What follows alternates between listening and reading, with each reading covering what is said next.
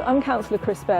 I represent this area of Sydenham, and today there's just so much we could do to improve the area. We've never quite found the right way to engage at the neighbourhood level, at the ward level.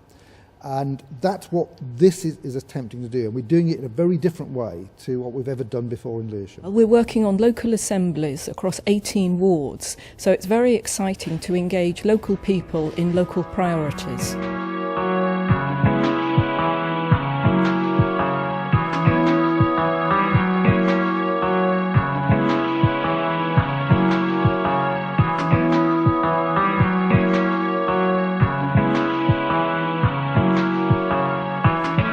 There's all sorts of things we could spend the money on. There's the green agenda, we've got recycling bins here, I'd really like people to do more.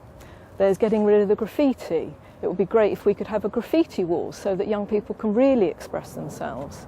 We could look at the play areas because they just need modernising and more attractive equipment. We could do more with our football pitches to get people together, and we need youth workers to come and work with the young people. So there is so much we could spend our money on just in this one small area.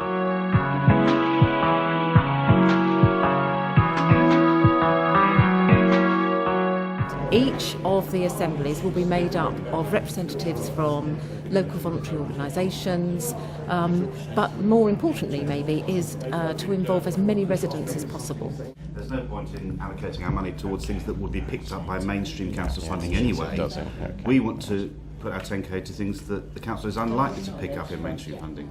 The issues around children, I just think 10k will just get lost. Does anybody see anything here that may be, for want of a better word, a quick win for us as a group? I think the biggest win in terms of the 10k is the community centre, because you could run a programme event, introduce programme events that would deal with priority one as well, young people, and the idea of maximising usage, bringing the community together.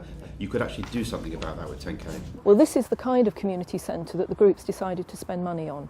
And what this can bring is real investment in the community, because it could offer more of a homework club for our young people, more activities for our older people. There's a lot more with a bit of capital that can really improve buildings like this. We need really to engage people, all diversities, faith groups, new arrivals, people who've lived in the area for a very long time. So it's very important that people feel committed and engaged to their place where they live, and really listening to what they want to happen in the area, what will really make a difference to their well-being. We all have the same problems in terms of how we live in a so-called deprived area, but at the end of the day there needs to be people from the grassroots, and if you don't have that, this assembly isn't going to work. I have great hopes that it will.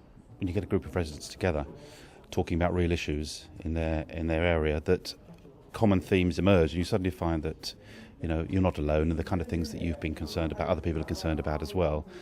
And providing you take a mature approach rather than your own sectarian view, you can usually come to a sensible solution. It's community leadership, it's understanding what people want and coming back to the centre with those views, and of course bidding where necessary for more money. So there'll be the local 10,000 locality fund that we've had a couple of years, and a new central pot where people can really bid for some significant funds that will make a difference.